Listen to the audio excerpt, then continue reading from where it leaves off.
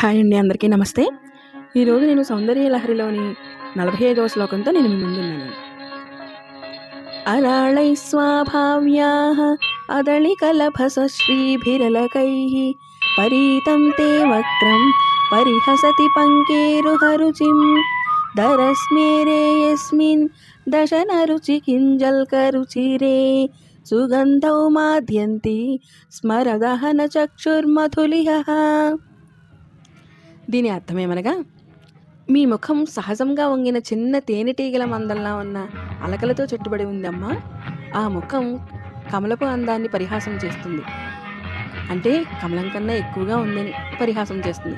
ఆ ముఖంలో స్వల్పంగా నవ్వు ఉన్నప్పుడు మీ పళ్ళు కాంతి కింజల్కాలలా మెరుస్తుంది, అంటే పుష్పపు మకరందం రంగులో. ఆ సుగంధంతో మధురమైన మధు తాగాలని మన్మథుని దహించిన శివుని కన్నులైన తేనెటీగలు మీ ముఖంపై మత్తుగా తిరుగుతాయి.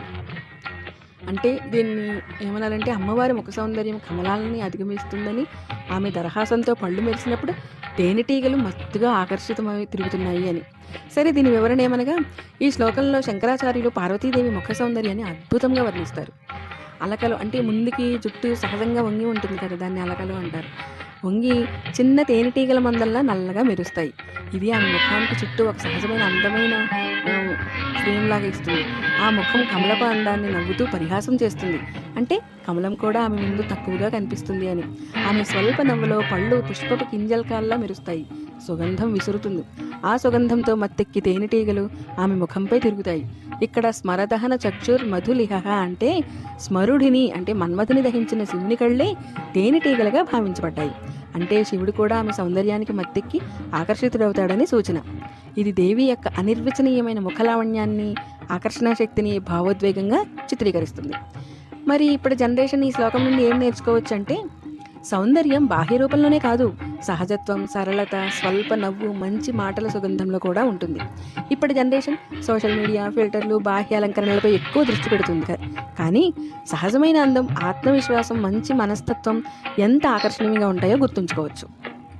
అలాగే భక్తి మరియు ఆధ్యాత్మికతలో భావోద్వేగాలను అందంగా వ్యక్తీకరించడం నేర్చుకోవచ్చు. శివశక్తి సామరస్యం, శక్తి యొక్క ఆకర్షణకు శివుడు కూడా లొంగిపోతాడని తెలియజేస్తుంది. అంటే సంబంధాల్లో ఆకర్షణ, గౌరవం, సమతుల్యత ఎంత ముఖ్యమో. మాటలు, నవ్వు, సుగంధం లాంటివి ఎంత శక్తివంతమైనవో ఇప్పటి యువత తమ కమ్యూనికేషన్, పాజిటివిటీని మెరుగుపరచుకోవచ్చు.